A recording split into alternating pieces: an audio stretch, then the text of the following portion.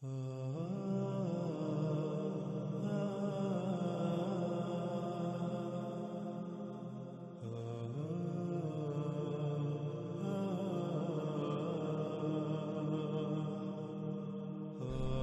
قسط کے آخر میں ہم نے یہ بات کی تھی کہ اگلی قسط میں ہم بات کریں گے احادیث کی روشنی میں دجال کی.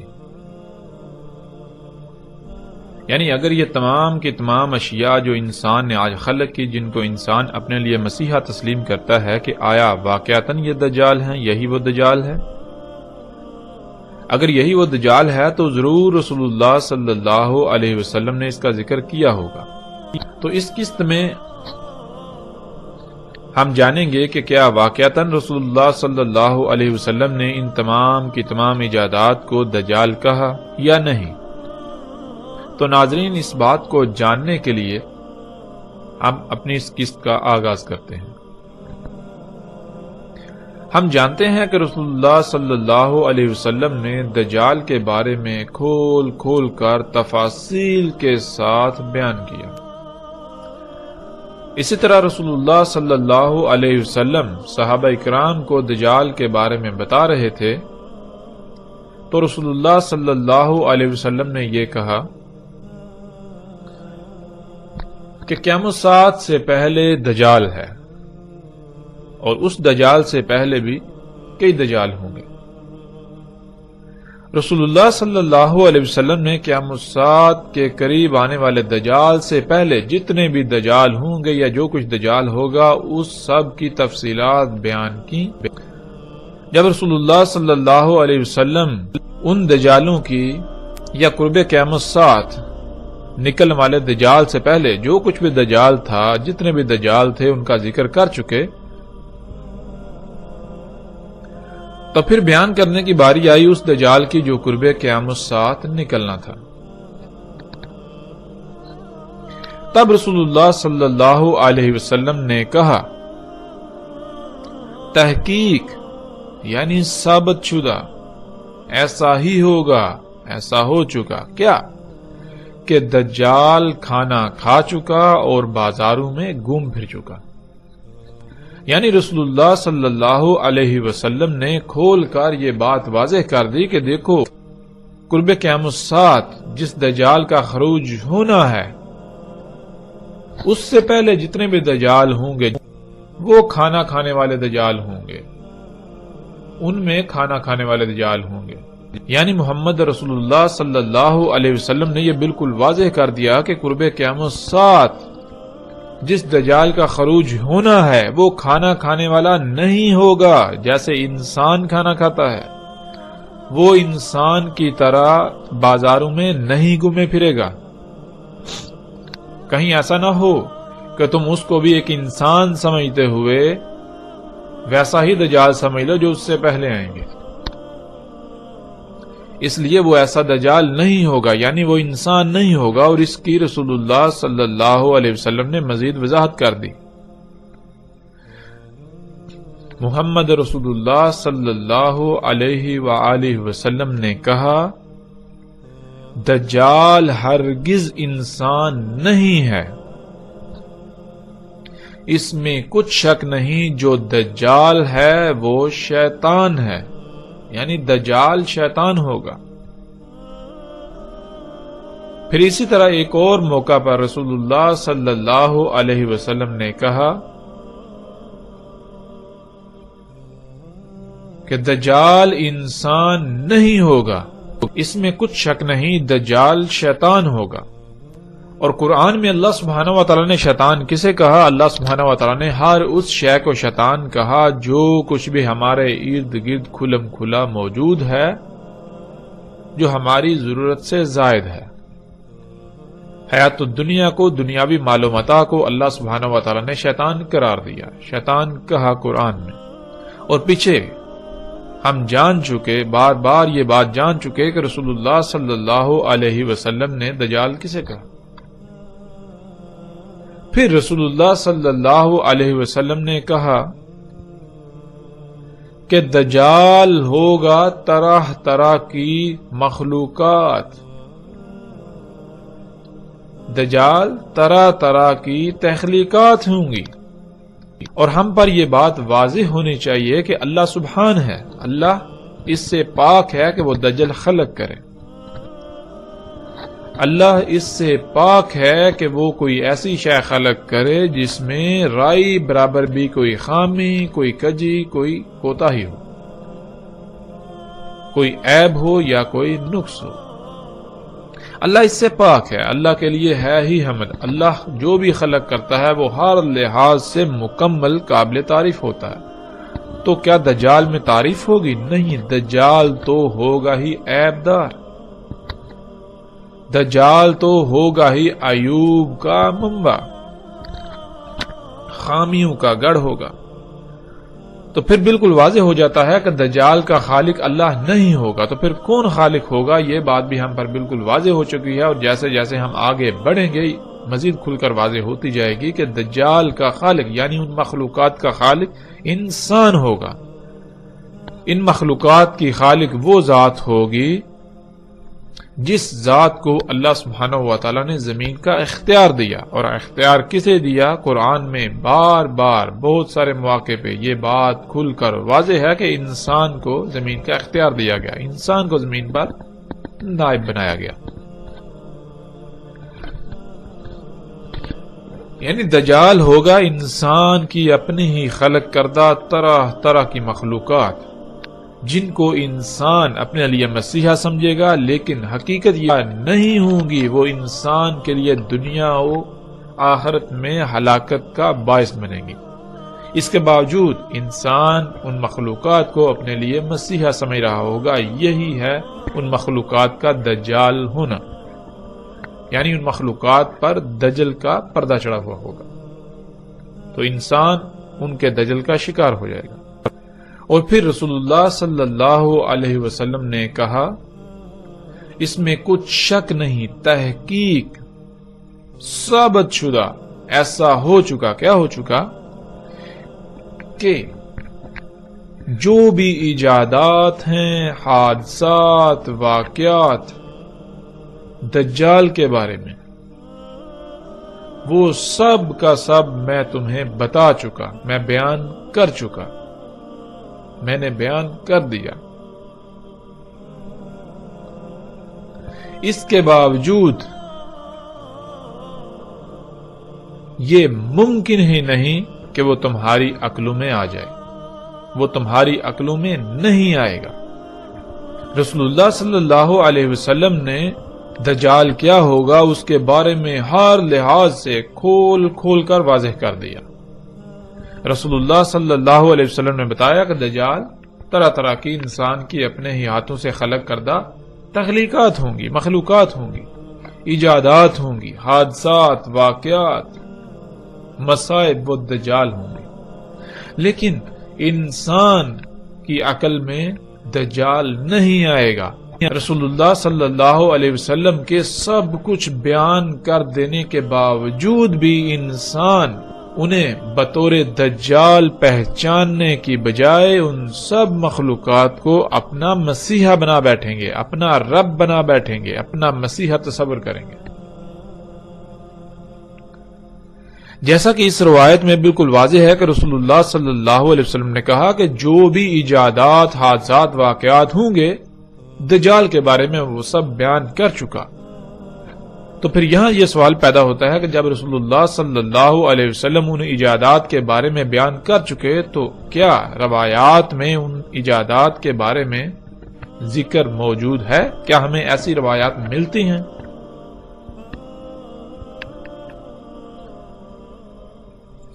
تو اب ہم احادیث میں، روایات میں دیکھیں گے کہ کیا واقعتاً ایسی روایات موجود ہیں کہ رسول اللہ صلی اللہ علیہ وسلم نے ان مخلوقات کو دجال کہا۔ تو بڑھتے ہیں قسط میں اگلے مرحلے کی طرف۔ رسول اللہ صلی اللہ علیہ وسلم نے کہا، دجال طرح طرح کی مختلف مخلوقات ہوں گی۔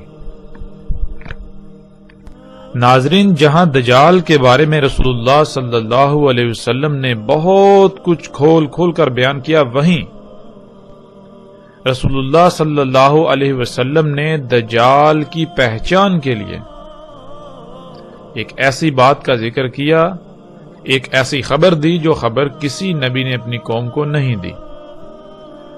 وہ خبر کیا تھی جس کا ذکر پیچھے گزر چکا؟ وہ خبر یہ تھی کہ دجال آور ہوگا، اور تمہارا رب یعنی اللہ سبحانہ و تعالی آور نہیں ہے۔ اور ہم نے یہ بھی جان لیا تھا کہ آور کہتے ہیں کسی بھی شے کا، کسی بھی کام کا ایک ہی پہلو دیکھ پانا، کسی بھی کام کو ایک ہی پہلو سے کر پانا، کوئی بھی کام کرنا تو وہ نامکمل کرنا، کوئی بھی کام خامیوں، خرابیوں، نقائص والا کرنا۔ تو اسی کی وضاحت میں رسول اللہ صلی اللہ علیہ وسلم نے کہا تھا، جیسا کہ اس روایت میں ہمارے سامنے ہے۔ رسول اللہ صلی اللہ علیہ وسلم نے کہا اس کی یعنی دجال کی صلاحیت، خصوصیات، معیار اور کردار یہ ہوگا کہ وہ ہر شے میں ٹیڑھ پن پیدا کر دے گا، ہر شے کو مفلوج کر دے گا، اور یہی شے اسے یعنی دجال کو نمایاں کرے گی، یہی اس کی پہچان کا باعث ہوگی۔ یعنی رسول اللہ صلی اللہ علیہ وسلم نے کہا کہ دجال کی پہچان یہ ہے کہ دجال ہر شے میں ٹیڑھ پن پیدا کر دے گا، ہر شے کو مفلوج کر دے گا۔ یہ خامی، یہ خصلت ہی دجال کی پہچان ہوگی۔ آج ہم دیکھیں وہ کون سی مخلوقات ہیں، وہ کون سی اشیاء ہیں جنہیں انسان اپنے لیے مسیحا سمجھتا ہے، لیکن اس کے برعکس ان کی حقیقت یہ ہے کہ وہ تمام کی تمام مخلوقات میں ٹیڑھ پن پیدا کر رہی ہیں، تمام مخلوقات کو مفلوج کر رہی ہیں، خرابیاں، نقائص وغیرہ پیدا کر رہی ہیں۔ ایسی وہ کون سی مخلوقات ہیں؟ تو جب ہم دیکھیں تو ہمارے سامنے کیا آتا ہے؟ ہمارے سامنے پھر وہی طرح طرح کی انسان کی خلق کردہ مخلوقات جو پوری کائنات میں ہر شے کو مفلوج کر رہی ہیں، ہر شے میں ٹیڑھ پن پیدا کر رہی ہیں، ہر سطح پر تباہی مچا رہی ہیں۔ جب ہم ان مخلوقات کو دیکھیں تو جہاں ایک طرف یہ زمین کو مفلوج کر رہی ہیں، زمین کو کھوکھلا کر رہی ہیں، جس سے زلزلے، طوفان، آندیاں آ رہی ہیں، جس سے زمین کی پیدا کرنے کی صلاحیت متاثر ہو چکی ہے، تو وہیں انسان کی خلق کردہ ایسی اشیاء جنہیں وہ اپنے لیے فائدہ مند، اپنے لیے مسیحا تصور کرتا ہے، یعنی طرح طرح کی ادویات، طرح طرح کی ایسی اشیاء جنہیں وہ سہولتوں کا نام دیتا ہے، ان کا دوسرا پہلو کیا ہے؟ ان کا دوسرا پہلو یہ ہے کہ وہ تمام مخلوقات کو فساد زدہ کر رہی ہے، جیسا کہ آپ ان تصاویر میں دیکھ رہے ہیں۔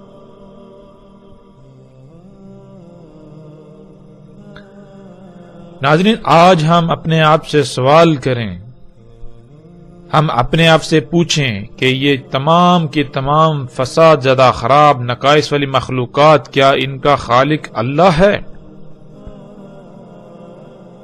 اگر ہم یہ کہیں کہ ان کا خالق اللہ ہے تو اس کا مطلب یہ ہے کہ اللہ سبحان نہیں ہے، اللہ کے لیے حمد نہیں ہے، یعنی اللہ جو کام کرتا ہے وہ عیب دار کرتا ہے، نقائص والا کرتا ہے، خامی و خرابی والا کرتا ہے۔ لیکن جب ہم دوسری طرف قرآن سے رجوع کریں، قرآن سے اپنا تعلق قائم کریں، قرآن پر اس سوال کو پیش کریں، تو قرآن تو بار بار یہ کہتا ہے کہ اللہ سبحان ہے، اللہ پاک ہے اس سے کوئی عیب دار خلق کرے۔ اللہ ظلم نہیں چاہتا، اللہ ظلم نہیں کرتا، قرآن پورے کا پورا اسی بات سے بھرا پڑا ہے۔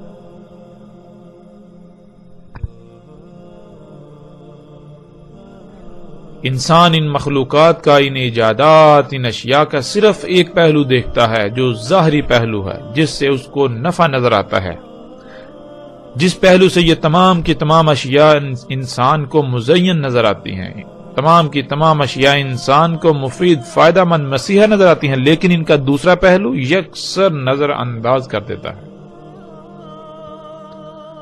ان کے دوسرے پہلو کو یکسر نظر انداز کر دیتا ہے۔ اور وہ دوسرا پہلو کیا ہے؟ وہ دوسرا پہلو یہ ہے کہ یہ اشیاء، یہ مخلوقات کائنات کو تباہ کر رہی ہیں، آج موسموں کا نظام بگڑ چکا تو انسان کی انہی ایجادات کی وجہ سے جنہیں وہ اپنے لیے مسیحا تصور کرتا ہے۔ آج زمین کی پیدا کرنے کی صلاحیت متاثر ہو چکی تو اس کی وجہ بھی یہی مخلوقات۔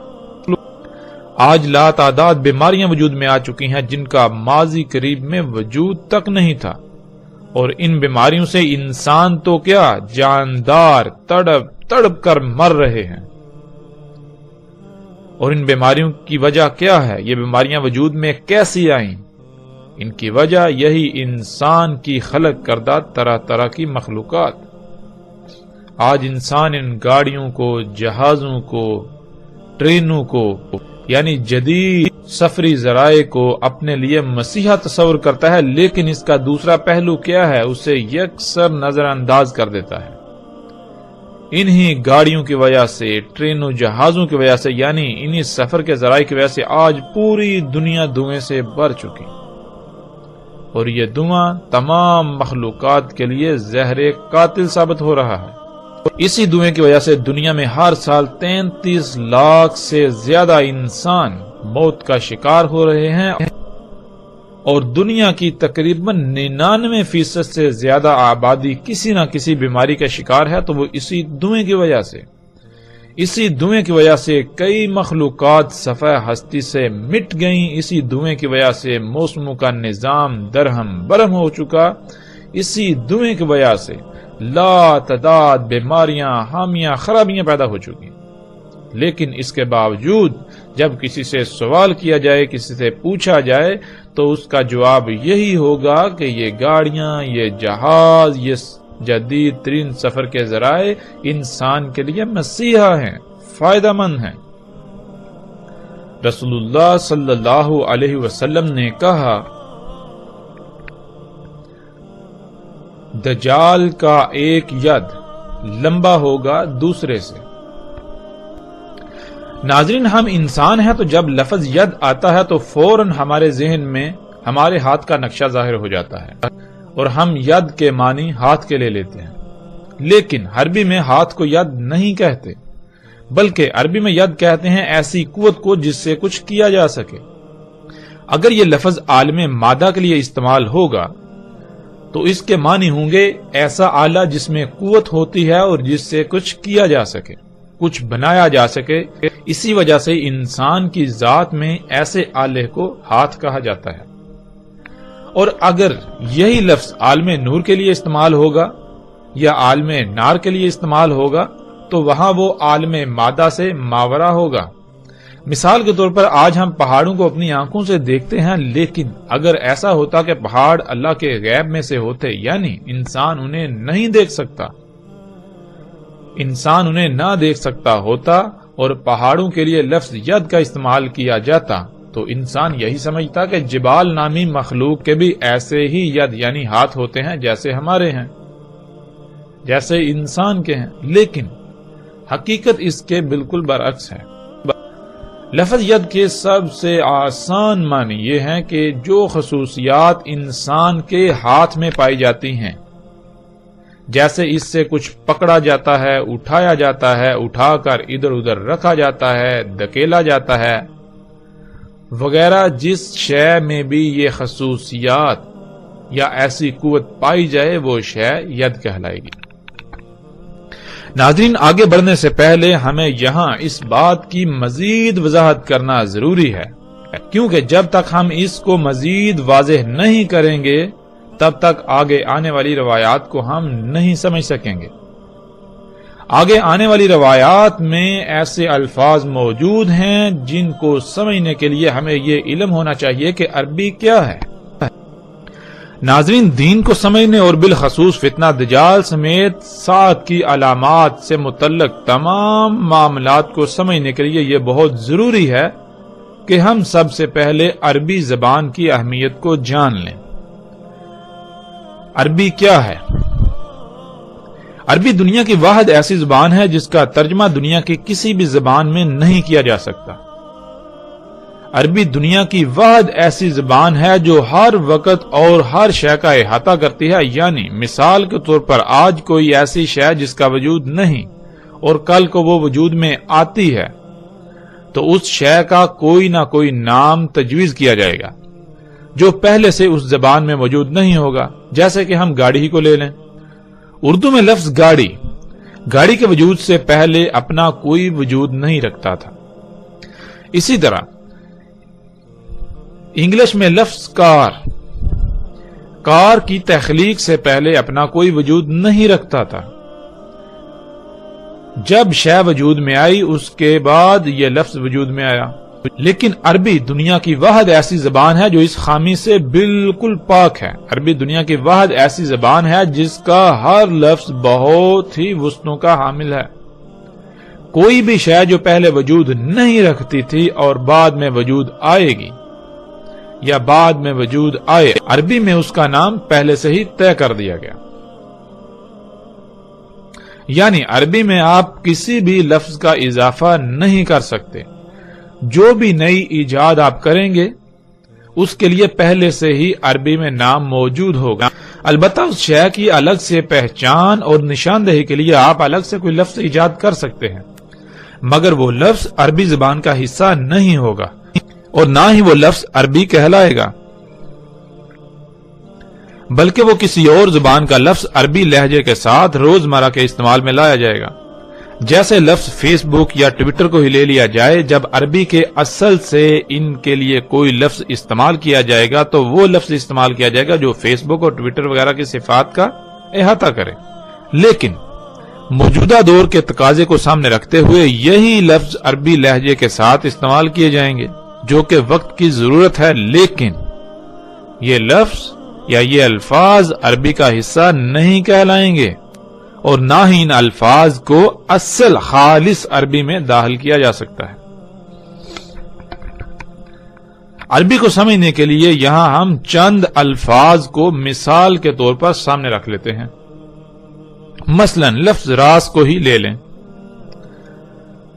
ناظرین، جب لفظ راس کا ترجمہ کیا جاتا ہے تو اردو میں اس کا ترجمہ سر اور انگلش میں ہیڈ کر دیا جاتا ہے. اب جب ہم نے عربی میں لفظ راس کا ترجمہ سر کر دیا یعنی انگلش میں ہیڈ کر دیا تو اس کا نقصان کیا ہوگا اسے ہم سمجھ لیتے ہیں.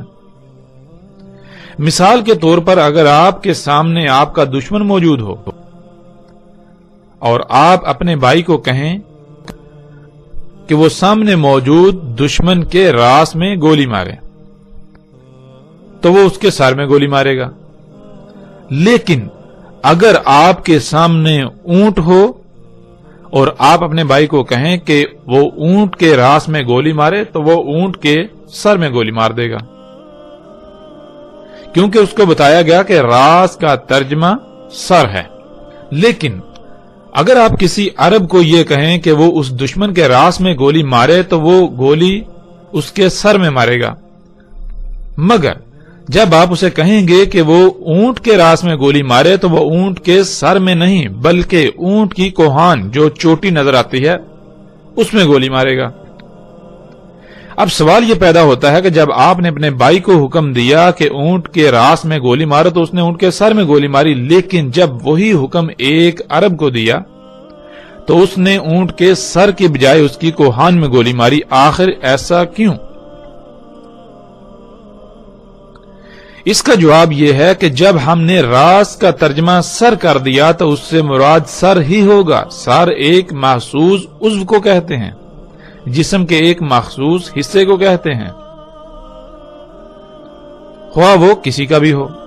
لیکن عربی میں راس سر کو نہیں کہتے بلکہ عربی میں راس کسی بھی شے کے بلند ترین مقام کو کہتے ہیں. یعنی عربی میں راس کہتے ہیں چوٹی کو، کسی بھی شے کی چوٹی، ہائیسٹ پوائنٹ، کسی بھی شے کی پیک کو. جب یہ لفظ انسان کی ذات کے لیے استعمال کیا جائے گا تو اس کا مطلب یہ ہوگا کہ انسان کی ذات کا سب سے بلند ترین مقام، اور وہ مقام ہے انسان کا سر. اسی طرح اس کے برعکس جب یہ لفظ اونٹ کے لیے استعمال کیا جائے گا تو اونٹ میں جو اس کا بلند ترین مقام ہے، جو اس کی چوٹی ہے، وہ ہے اس کی کوہان. اس لیے کوہان کو راس کہا جائے گا، نہ کہ اونٹ کے سر کو. اب ناظرین، اب یہ تصور کریں کہ جب اس لفظ کا، عربی کے لفظ راس کا ترجمہ سر انگلش میں ہیڈ کر دیا تو اس کا نقصان کیا ہوگا یہ آپ کے بالکل سامنے ہے۔ یہ وہ وجہ ہے جس وجہ سے عربی کا ترجمہ کرنا ناممکن ہے، لیکن اس کے معنی بیان کیے جاتے ہیں۔ معنی کیا ہیں؟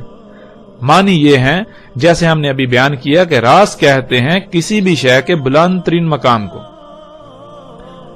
اور جب ہم ترجمہ کر دیں تو پھر یہ لفظ ہم صرف اور صرف انہی مخلوقات کے لیے استعمال کر سکیں گے جن کا سر ہوتا ہے، مگر عربی کا یہ لفظ راز کائنات کی کسی بھی شے کے لیے استعمال ہو سکتا ہے، خواہ اس کا انسان یا جانوروں کی طرح کا سر ہو یا نہ ہو۔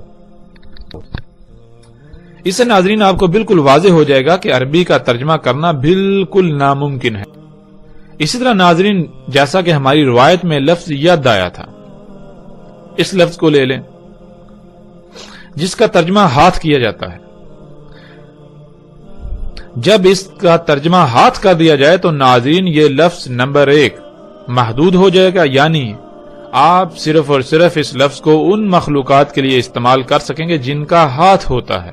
اور دوسری بات ناظرین یہ کہ اگر یہ لفظ کسی دوسری ذات جیسے کہ قرآن میں اللہ سبحانہ و تعالیٰ کی ذات کے لیے بھی یہ لفظ استعمال ہوا ہے، اور جب ہم اس لفظ کا ترجمہ ہاتھ کر لیں گے تو ہمیں ایسے تمام مقامات پر اس کا ترجمہ پھر یہی لینا پڑے گا، اس سے مراد ہاتھ ہی لینا پڑے گا، جو کہ بالکل غلط ہوگا، ہمیں ہدایت کی بجائے گمراہی کی طرف لے جائے گا۔ ناظرین ید کہتے ہیں جس میں قوت ہوتی ہے، جس سے کوئی کام کیا جا سکے، اور اگر یہ لفظ عالم مادہ کے لیے یعنی مادی دنیا کی اشیاء کے لیے استعمال کیا جائے گا تو اس سے مراد کوئی ایسا آلہ ہوگا، ایسا ٹول ہوگا جس میں قوت ہوتی ہے، جس سے کچھ کیا جا سکتا ہے، جس سے کچھ پکڑا جا سکتا ہے، اٹھایا جا سکتا ہے، کچھ بنایا جا سکتا ہے، کچھ کھولا یا بند کیا جا سکتا ہے، یعنی کچھ بھی کام کیا جا سکتا ہے۔ انسان کے جسم میں اللہ سبحانہ و تعالیٰ نے ایسی خصوصیات کا حامل جو عضو خلق کیا ہے وہ انسان کے ہاتھ ہیں، اس لیے انسان کے ہاتھوں کو ید کہا جاتا ہے۔ جب یہ لفظ مادی اشیاء کے لیے استعمال کیا جائے گا یعنی عالم مادہ کے لیے استعمال کیا جائے گا تو اس کا معنی یہ ہوگا کہ کوئی ایسا ٹول، کوئی ایسی شے، کوئی ایسا آلہ جس میں وہ صلاحیتیں ہوتی ہیں جو صلاحیتیں انسان کے ہاتھ میں ہیں۔ اور اگر یہ لفظ عالم نور یا عالم نار کے لیے استعمال کیا جائے گا تو پھر اس میں مادی صفات، مادی خصوصیات نکل جائیں گی، پھر وہاں مراد کوئی مادی آلہ نہیں ہوگا، یعنی وہاں مراد کوئی نوری ایسی قوت ہوگی، نور کی کوئی ایسی قوت یا آگ، نار کی ایسی قوت جس سے کچھ کیا جا سکے، جس میں وہ صفات، وہ صلاحیتیں، وہ خصوصیات ہوتی ہیں، جو خصوصیات، جو صفات، جو صلاحیتیں انسان کے ہاتھ میں ہوتی ہیں۔ پھر اسی طرح ناظرین لفظ اذان کو لے لیں جس کا ترجمہ کیا جاتا ہے کان۔ جب ہم نے ترجمہ کر دیا، نمبر 1 یہ لفظ محدود ہو جائے گا، اس کا استعمال محدود ہو جائے گا۔ نمبر 2 پھر اگر یہ لفظ ایسی مخلوقات کے لیے استعمال ہوتا ہے جن میں ایسا عضو نہیں ہے جسے ہم کان کہتے ہیں تو بات ہماری عقل میں نہیں آئے گی، ہم بات کو نہیں سمجھ سکیں گے۔ اذان کسے کہتے ہیں؟ عربی میں اذان کہتے ہیں لہروں کو موصول کرنے کا آلہ، اور لہروں کو موصول کرنے والا آلہ اللہ سبحانہ و تعالیٰ نے انسان کی ذات میں جو خلق کیا اسے ہم کان کہتے ہیں۔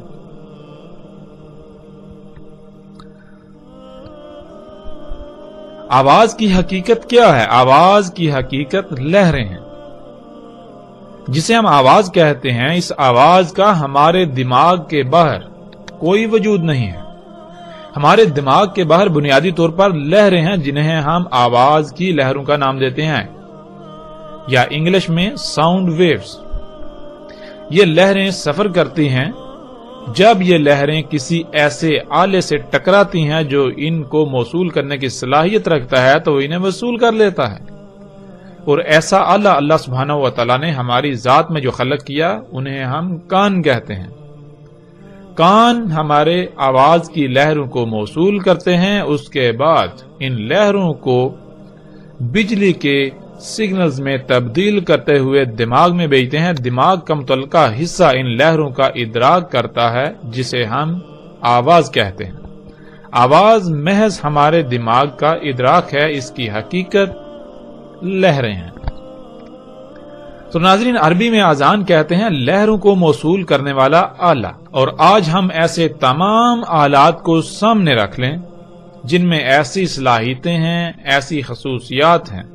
وہ کیا ہیں؟ آج ہم انہیں کیا کہتے ہیں؟ آج ہم انہیں انٹینا کہتے ہیں، جیسا کہ آپ تصاویر میں دیکھ رہے ہیں۔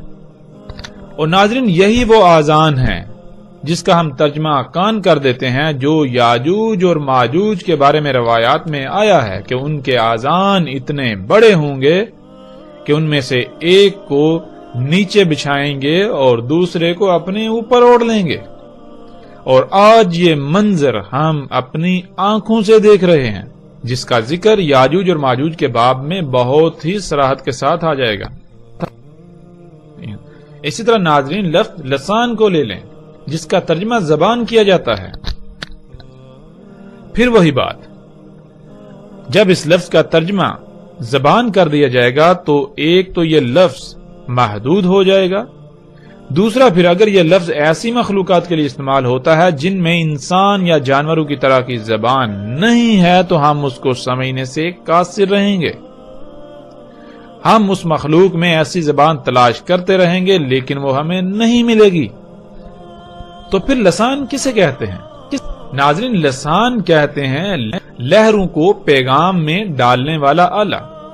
مثال کے طور پر آپ جب زبان سے بولتے ہیں تو کیسے بولتے ہیں؟ اس کی حقیقت کیا ہے؟ اللہ سبحانہ و تعالیٰ نے انسان کے حلق میں ایک گوشت کا لوتھڑا خلق کیا ہوا ہے۔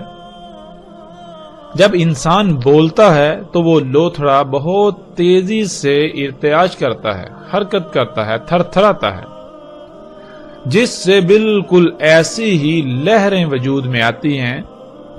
خالی جگہ پر خلا میں ایسی لہریں وجود میں آتی ہیں جیسے بالکل پانی میں پتھر پھینکنے سے لہریں وجود میں آتی ہیں۔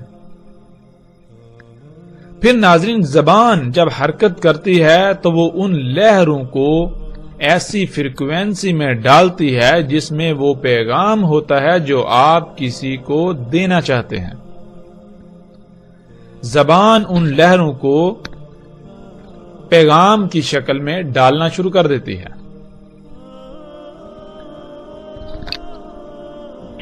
تو اس لیے لسان کہتے ہیں لہروں کو پیغام میں ڈالنے کا آلہ۔ اب ناظرین، یہ صلاحیت، یہ خصوصیت جس شے میں بھی پائی جائے گی اسے عربی میں لسان کہا جائے گا، خواہ اس کو انسان کوئی بھی نام دے رہے ہوں یا کسی بھی نام سے جانتے ہوں، کسی بھی نام سے پکارتے ہوں یا کسی بھی نام سے پہچانتے ہوں۔ اس طرح ناظرین، لفظ سوت کو ہی لے لیں۔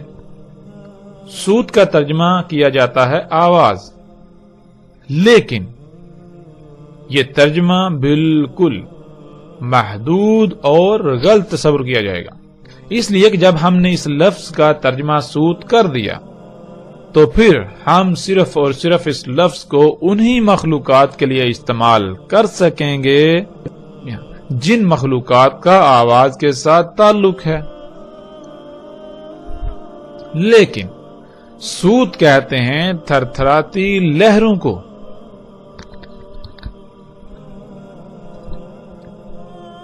انسان جب ان تھر تھراتی لہروں کا ادراک کرتا ہے تو اس ادراک کو ہم آواز کہتے ہیں۔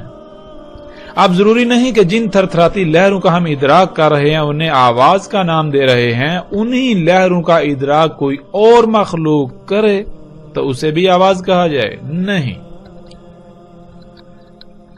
تھر تھراتی لہروں یعنی سوت کا ادراک ہر مخلوق کا الگ الگ ہے۔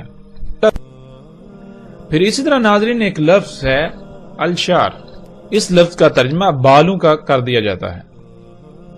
جو بال انسان کے جسم پر یا سر پر موجود ہیں۔ جو بال انسان کے جسم یا سر پر پائے جاتے ہیں۔ حالانکہ یہ ترجمہ بالکل غلط ہے۔ الشعر کسے کہتے ہیں؟ ناظرین، الشعر کہتے ہیں اس مواد کو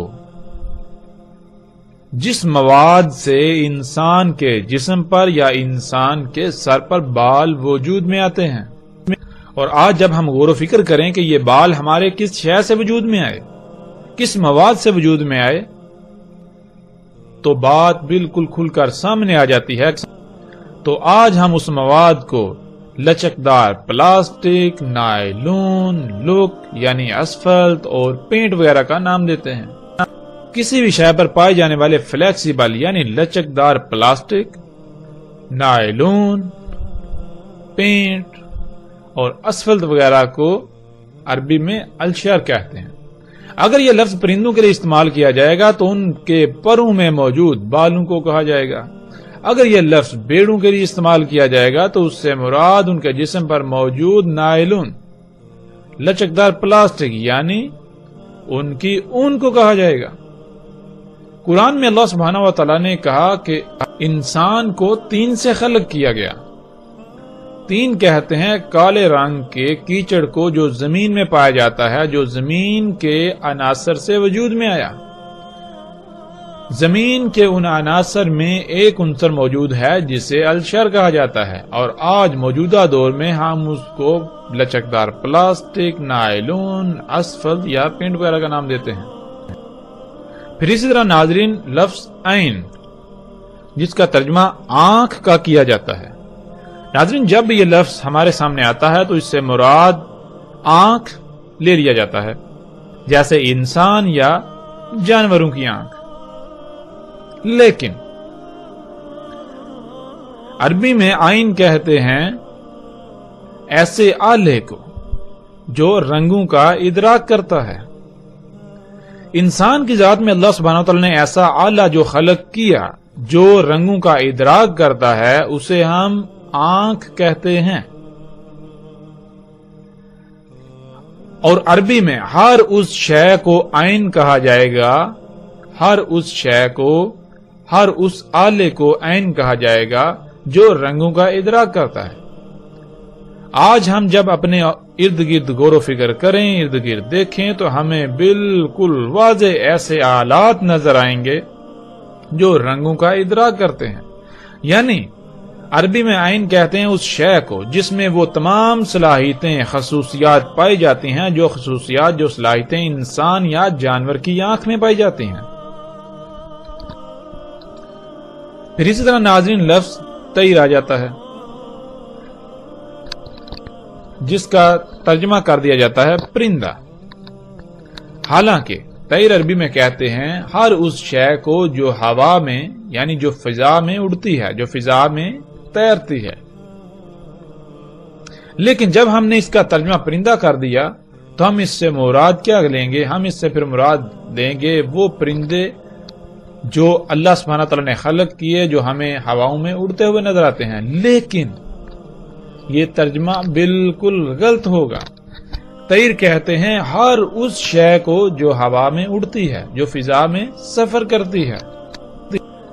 ہم نے عربی کے کچھ الفاظ کو سامنے رکھا اور ان کے اوپر مختصراً سی بات کی، جس سے یہ بات کھل کر واضح ہو جاتی ہے کہ عربی کا ترجمہ کرنا بالکل ناممکن ہے، خواہ وہ دنیا کی کوئی بھی زبان ہو۔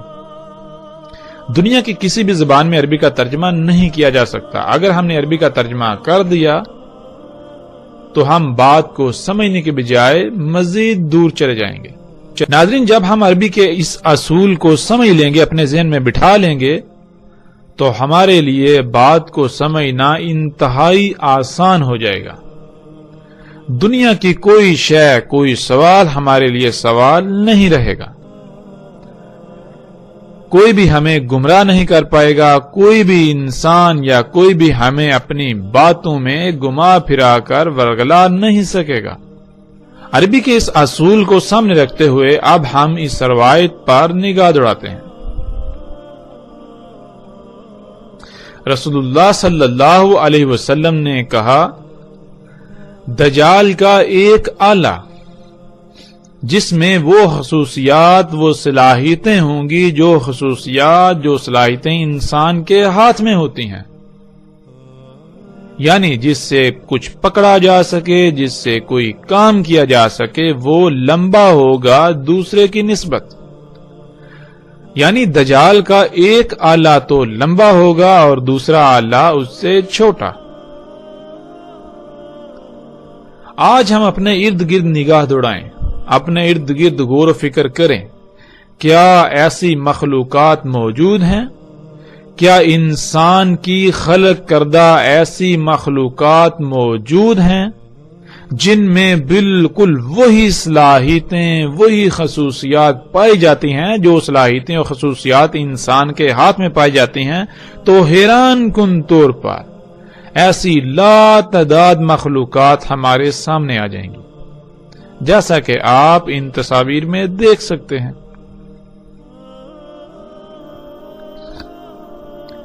ناظرین، جیسا کہ رسول اللہ صلی اللہ علیہ وآلہ وسلم نے کہا کہ دجال کا ایک ید، یعنی دجال کا وہ ایک آلہ جس میں وہ خصوصیات ہوں گی جو خصوصیات انسان کے ہاتھ میں ہوتی ہیں، وہ ایک کی نسبت دوسرا لمبا ہوگا. اور آج ہم دیکھ سکتے ہیں کہ ایسے تمام کے تمام آلات، ایسی تمام کی تمام مشینیں جن میں یہ صلاحیت موجود ہے، نہ صرف بالکل وہ انسانی ہاتھ کی طرح ہیں، بلکہ یہ تمام کے تمام آلات یعنی ٹولز، یہ مشینیں ایک کی نسبت دوسری بڑی ہے. جب آپ ان تمام آلات کو سامنے رکھیں تو آپ کو نظر آئے گا کہ جہاں ایک آلہ چھوٹا، دوسرا اس کی نسبت بڑا ہوتا ہے، تیسرا دوسرے کی نسبت بڑا، چوتھا تیسرے کی نسبت بڑا، پانچواں چوتھے کی نسبت بڑا، چھٹا پانچویں کی نسبت بڑا. اس طرح یہ تمام آلات ایک دوسرے سے بڑے ہیں. یعنی دجال کا ید ایک کی نسبت دوسرا بڑا ہے، ایک کی نسبت دوسرا لمبا ہے. اسی طرح سکرین پر نظر آنے والی یہ مشینیں، ان کو آپ دیکھ سکتے ہیں کہ ایک چھوٹی، دوسری پہلی سے بڑی، تیسری دوسری سے بڑی، چوتھی تیسری سے بڑی، پانچویں چوتھی سے بڑی، چھٹی پانچویں سے بڑی، اس طرح بالترتیب ایک دوسرے سے بڑی ہیں. تو یہ ہے ناظرین دجال کا ید، یہ طرح طرح کی مشینیں جن میں وہ تمام خصوصیات پائی جاتی ہیں جو خصوصیات انسانی جسم کے ہاتھ میں پائی جاتی ہیں.